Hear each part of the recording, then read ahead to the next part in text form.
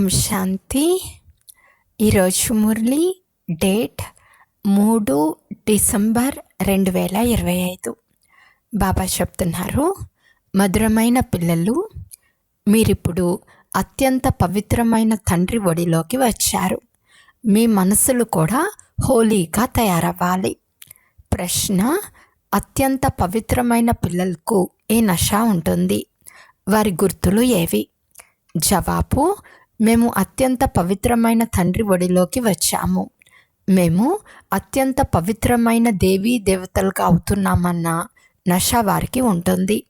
వారి మనసులో కూడా చెడు ఆలోచనలు రావు.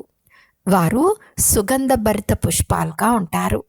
వారి ద్వారా వ్యతిరేకమైన కర్మలేవి జరగవు. వారు అంతర్ముఖులై నా నుండి అందరికీ సువాసన వస్తూ ఉందా, నా కళ్ళు ఎవరిలోనూ మునిగిపోలేదు కదా అని స్వయాన్ని చెక్ చేసుకుంటూ ఉంటారు. పాట: మరణించిన నీ ఒడిలోనే. ఓం శాంతి. పిల్లలు పాట విన్నారు. దాని అర్థం కూడా లోపల విచారసాగర మంథనం చేసి తెలుసుకోవాలి. మీ ఒడిలోనే లేక మీ దారిలోనే మరణిస్తానని ఎవరన్నారు? ఆత్మ అంటుంది. ఎందుకంటే ఆత్మ పవిత్రమై ఉంది. పావనమని చివరిలో అంటారు. శరీరం కూడా పావనమైనది. దొరికినప్పుడు పావనమని అంటారు. ఇప్పుడైతే ఇంకా పురుషార్థం చేస్తున్నారు. తండ్రి వద్దకు వచ్చి మరణించాలని కూడా మీకు తెలుసు. ఒక్క తండ్రిని వదిలి మరొకరిని తండ్రిగా చేసుకోవటం అనగా ఒకరి నుండి మరణించి మరొకరి వద్ద జీవించటం. లౌకిక తండ్రి యొక్క కొడుకు శరీరాన్ని వదిలేస్తే ఆత్మ కూడా మరో తండ్రి వద్దకు వెళ్ళి జన్మ తీసుకుంటుంది. ఇది కూడా అలాగే. మీరు మరణించి మళ్ళీ పవిత్రమైన వారి ఒడిలోకి వెళ్తారు. పవిత్రులు ఎవరు? సన్యాసులు. సన్యాసులు మొదలైన వారిని పవిత్రులు అని అంటారు. మీకు సన్యాసులకు తేడా ఉంది. వారు పవిత్రంగా అవుతారు, కానీ వారి జన్మ పతితుల నుండే జరుగుతుంది. మీరు పవిత్రులలో అత్యంత పవిత్రంగా అవుతారు. మిమ్మల్ని అలా చేయువారు అత్యంత పవిత్రులైన తండ్రి. సన్యాసులు ఇల్లు వదిలి పవిత్రంగా అవుతారు. ఆత్మ పవిత్రం అవుతుంది కదా. మీరు స్వర్గంలో దేవీ దేవతలుగా అయితే అత్యంత పవిత్రమైన వారిగా అవుతారు. మీది బెహద్ సన్యాసం, వారిది హద్దు సన్యాసం. వారు పవిత్రంగా అవుతారు. మీరు పవిత్రుల్లో అత్యంత పవిత్రంగా అవుతారు.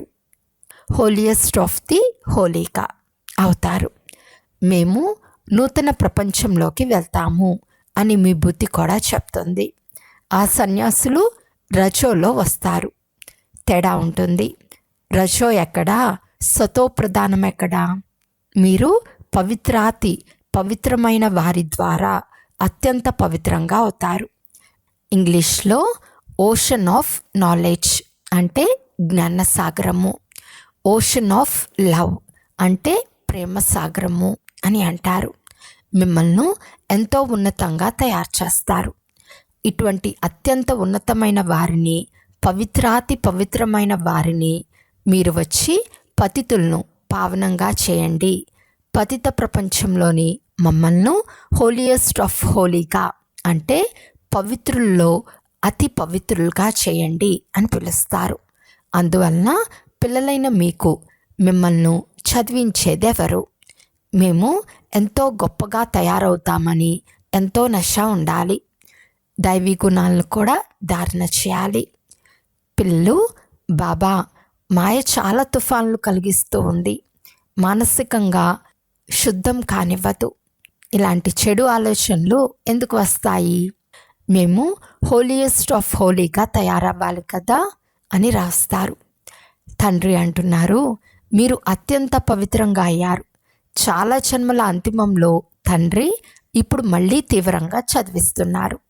మేము ఎంతో గొప్పగా తయారవుతున్నామనే నష పిల్లలైన మీ బుద్ధిలో ఉండాలి. ఈ లక్ష్మీనారాయణను ఇలా ఎవరు తయారు చేశారు? భారతదేశం స్వర్గంగా ఉండేది కదా.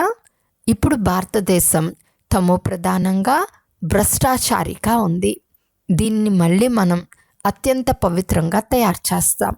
అలా తయారు చేసేవారు ఉండాలి కదా. మీలో కూడా మేము దేవతలుగా తయారవ్వాలని నష రావాలి. అందరి కొరకు అటువంటి గుణాలు కూడా కావాలి. ఒక్కసారిగా క్రింద నుండి పైకు ఎక్కేశారు. సిడి చిత్రంలో కూడా ఉత్థాన పతనాలు అని రాసి ఉంది కదా. క్రింద పడిన వారు హోలియెస్ట్ ఆఫ్ హోలీ అని ఎలా అనిపించుకుంటారు? తండ్రి వచ్చి పిల్లలను హోలియెస్ట్ ఆఫ్ హోలీగా చేస్తున్నారు. మీరు విశ్వానికి యజమానులుగా హోలియెస్ట్ ఆఫ్ హోలీగా అయ్యేందుకు ఇక్కడకు వచ్చారు. మరి మీకు ఎంత నష ఉండాలి?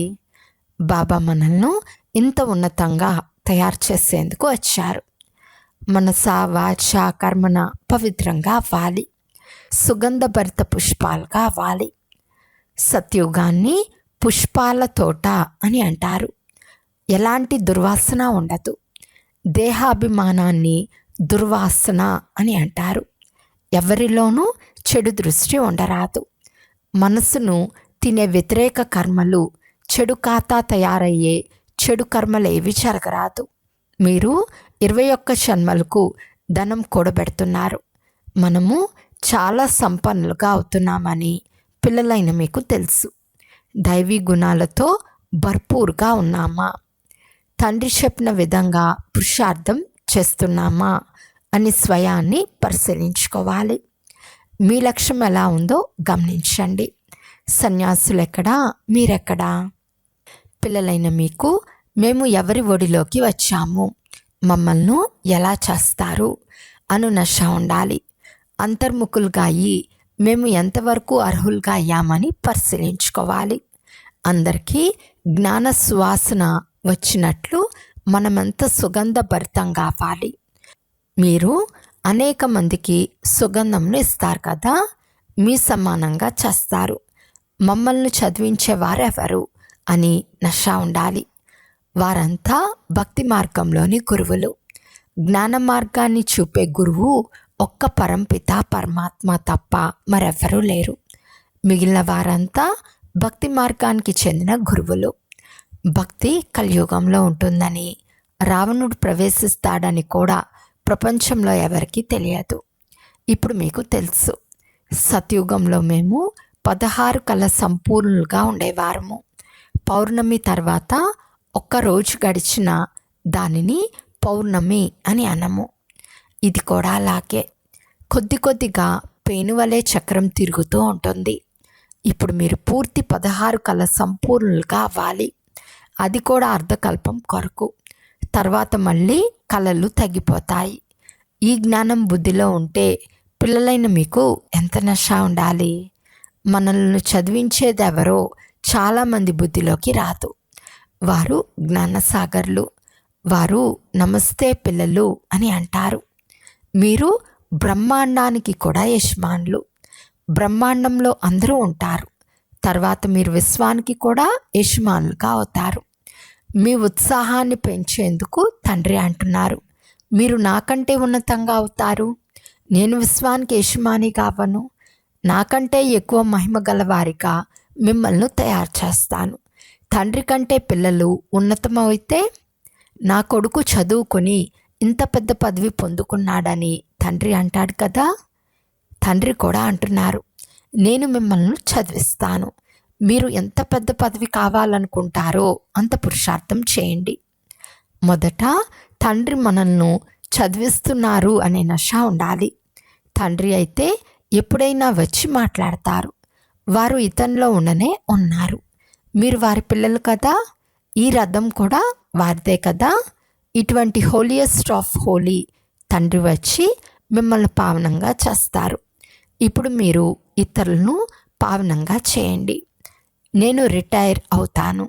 మీరు హోలియెస్ట్ ఆఫ్ హోలీగా అయినప్పుడు ఇక్కడకు పతితులెవ్వరూ రాచాలరు.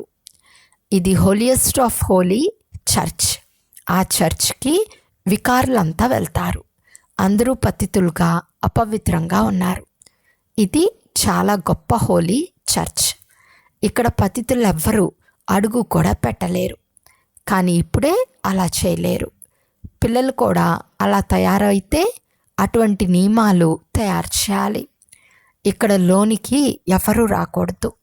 మేము వచ్చి సభలో కూర్చోవచ్చా అని అడుగుతారు కదా, బాబా అంటారు అధికారులు మొదలైన వారితో పని ఉంటుంది కాబట్టి వారిని కూర్చోపెట్టాల్సి వస్తుంది.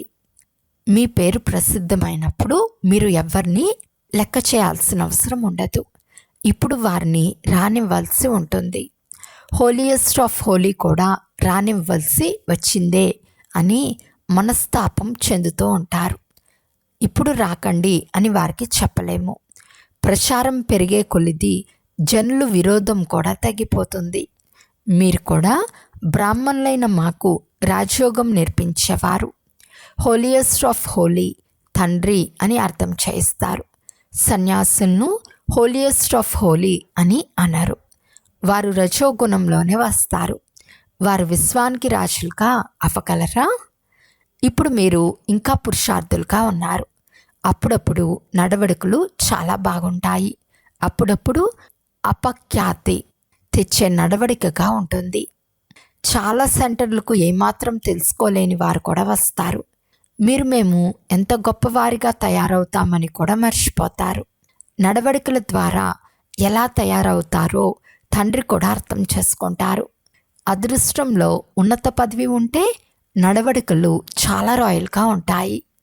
మమ్మల్ని చదివించేది ఎవరు అనేది గుర్తున్న అపారమైన సంతోషం ఉంటుంది. మనం గాడ్ ఫాదర్లీ విద్యార్థులమైతే ఎంత గౌరవం ఉండాలి. ఇప్పుడు ఇంకా నేర్చుకుంటున్నారు. ఇంకా సమయం పడుతుందని తండ్రికి తెలుసు. ఇప్పుడు ప్రతి విషయంలోనూ నెంబర్ వార్గా ఉండనే ఉంటారు. ఇల్లు కూడా మొదట సతో ప్రధానంగా ఉంటుంది, తర్వాత సతో రజోతమోగా అవుతుంది. ఇప్పుడు మీరు సతో ప్రధానంగా 16 కళ్ళ సంపూర్ణులుగా తయారయ్యేవారు. భవనాలు మేడలు తయారవుతూ ఉంటాయి. మీరంతా కలిసి స్వర్గ భవనాన్ని తయారు చేస్తున్నారు. ఇందుకు కూడా మీకు చాలా ఖుషి ఉండాలి. భారతదేశం అత్యంత అపవిత్రంగా అయిపోయింది. అటువంటి వారిని పవిత్రులలో అత్యంత పవిత్రులుగా చేస్తూ ఉంటే మీపై మీకు ఎంత గమనం ఉండాలి.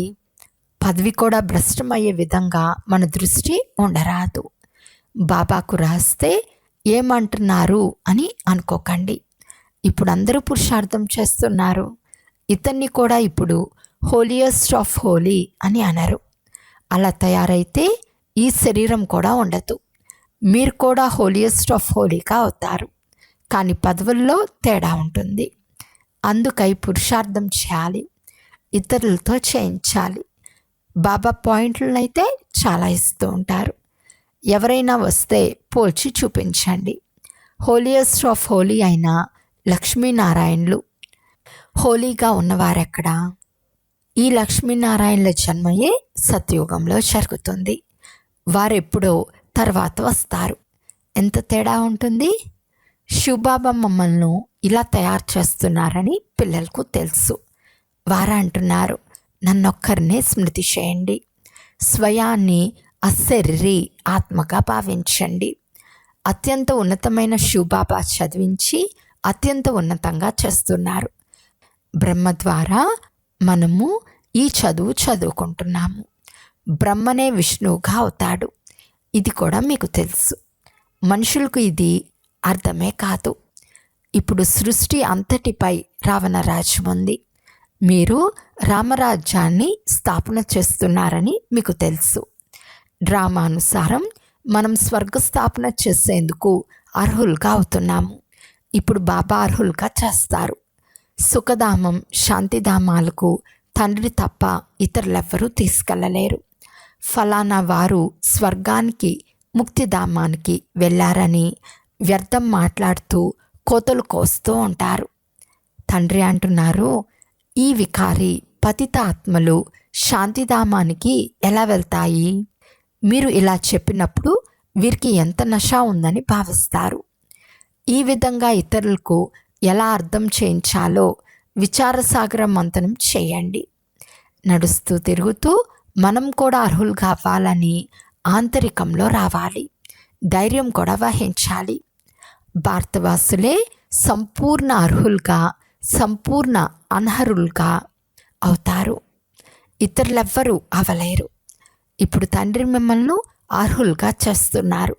ఈ జ్ఞానం చాలా మజానిచ్చేది. మనం ఈ భారతదేశాన్ని హోలియెస్ట్ ఆఫ్ హోలీగా చేస్తామని ఆంతరికంలో అపారమైన ఖుషి ఉండాలి. నడవడిక చాలా రాయల్గా ఉండాలి. ఆహార పానీయాలు నడవడిక ద్వారా తెలిసిపోతాయి. శివబాబా మమ్మల్ని ఇంత ఉన్నతంగా చేస్తారు. వారి పిల్లలుగా అయ్యారు కనుక వారి పేరు ప్రఖ్యాతం చేయాలి. మీ నడవడిక ద్వారా వీరు హోలియెస్ట్ ఆఫ్ హోలీ సంతానమని అందరూ అనుకోవాలి. మీరు నెమ్మది నెమ్మదిగా అలా అవుతూ ఉంటారు. మీ మహిమ వెలువడుతూ వస్తుంది. ఆ తర్వాత నియమాలు, నిబంధనలన్నీ తయారవుతాయి. అప్పుడిక పతితులు లోనికి రాలేరు. అందుకు ఇంకా సమయం పడుతుందని బాబాకు తెలుసు. పిల్లలు చాలా పురుషార్థం చేయాలి. మీ రాజధాని కూడా తయారవ్వాలి. తర్వాత నియమాలు తయారు చేసినా పర్వాలేదు. ఇక్కడి నుండి ఆబూ రోడ్డు వరకు క్యూ ఉంటుంది. ఇప్పుడు ఇక మీరు ముందుకెళ్ళండి. బాబా మీ భాగ్యాన్ని పెంచుతూ ఉంటారు. పద్మాపదం భాగ్యశాలి అని కూడా నియమానుసారం అంటారు. పాదాల్లో పద్మంను చూపిస్తారు కదా. ఇదంతా పిల్లలైన మీ మహిమే. అయినా తండ్రి అంటున్నారు, మన్మనా భవ, తండ్రిని స్మృతి చేయండి. అచ్చా, మధురాతి మధురమైన అపురూపమైన పిల్లలకు మాతాపిత బాప్దాదాల ప్రియ స్మృతులు మరియు గుడ్ మార్నింగ్. ఆత్మిక పిల్లలకు ఆత్మిక తండ్రి నమస్తే. ఆత్మిక తండ్రికి ఆత్మిక పిల్లల యొక్క ప్రియ స్మృతులు మరియు నమస్తే నమస్తే నమస్తే. ధారణ కొరకు ముఖ్య సారము. ఫస్ట్ పాయింట్, లోపల మనసును తినే పనులేవి చేరాదు. సంపూర్ణ సుగంధభరిత పుష్పాలుగా అవ్వాలి. దేహాభిమానపు దుర్వాసన తొలగించి వేయాలి. సెకండ్ పాయింట్, నడవడికను చాలా రాయల్గా ఉంచుకోవాలి. అత్యంత పవిత్రంగా అయ్యేందుకు పూర్తిగా పురుషార్థం చేయాలి. పదవి భ్రష్టమయ్యే చెడు దృష్టి ఉండరాదు. ఈరోజు వరదానము. నిరాశ యొక్క చిత్తుపై కూర్చుని ఉన్న ఆత్మలకు కొత్త జీవితాన్ని దానమిచ్చే త్రిమూర్తి ప్రాప్తులతో సంపన్న భవ. సంగం యుగంలో తండ్రి ద్వారా పిల్లలందరికీ ఎవర్ హెల్దీ, వెల్దీ, హ్యాపీ అంటే సదా ఆరోగ్యము, ఐశ్వర్యము, సంతోషంగా ఉండే వరదానం ప్రాప్తిస్తుంది. ఏ పిల్లలైతే ఈ వరదానాలతో సంపన్నంగా ఉంటారో వారి భాగ్యంను, హర్షిత ముఖాన్ని చూసి మానవ జీవితంలో జీవించాలనే ఉమ్మంగ ఉత్సాహాలు వచ్చేస్తాయి. ఎందుకంటే ఇప్పుడు మనుషులు జీవించి ఉన్న నిరాశ అనే చిత్తుపై కూర్చుని ఉన్నారు. ఇప్పుడు ఇటువంటి ఆత్మలను మరజీవిగా చేయండి. కొత్త జీవితాన్ని దానం చేయండి. ఈ 3 ప్రాప్తులు మా జన్మసిద్ధ అధికారము అని సదా గుర్తుండాలి. 3 ధారలను డబల్ అండర్లైన్ చేసుకోండి. స్లోగన్: అతీతంగా మరియు అధికారిగా ఉంటూ కర్మలోకి రావటమే బంధనముక్త స్థితి. అవ్యక్త సూచన: ఇప్పుడు సంపన్నంగా లేక కర్మాతీతంగా అయ్యే తపంలో ఉండండి. కర్మాతీతానికి అర్థం అన్ని ప్రకారాల హద్దు స్వభావ సంస్కారాలకు అతీతంగా అనగా భిన్నంగా ఉండటం. హద్దు అనగా బంధనం, బేహద్ అనగా నిర్బంధనం. బ్రహ్మ బాబా సమానంగా ఇప్పుడు హద్దులోని నాది నాది నుండి ముక్తంగా అయ్యే అనగా కర్మాతీతంగా అయ్యే అవ్యక్త దినాన్ని జరుపుకోండి. దీనినే స్నేహానికి రుజువు లేక నిదర్శనము అని అంటారు. అచ్చా, ఓం శాంతి.